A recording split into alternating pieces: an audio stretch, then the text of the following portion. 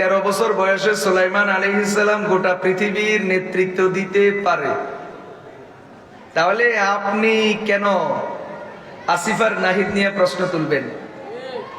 ওরা তো গোটা বাংলাদেশ সামলায় না, একটা মন্ত্রণালয়। সমস্যা কোন জায়গায়?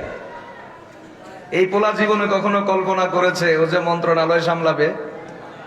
আগের দিনও তো ভাবে নাই, 5 তারিখেও তো ভাবে নাই, সকাল 10টায়ও ভাবে নাই, 11টায়ও ভাবে নাই। আরে আমার তো জোহরের সময়ও বিশ্বাস হয় না, আমার তো জোহরের পরেও বিশ্বাস হয় না।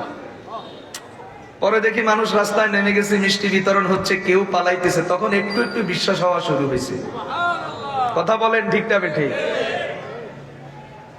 বিষয়টা হলো আল্লাহ তাআলা যদি দেন তাহলে বয়স কোনো বিষয় না, আর আল্লাহ তাআলা যদি না দেন, তুমি যদি চালাকি করে নাও তো বুড়া বান্দর হইলেও লাভ হবে না। কথা বলেন ঠিক না বেঠিক?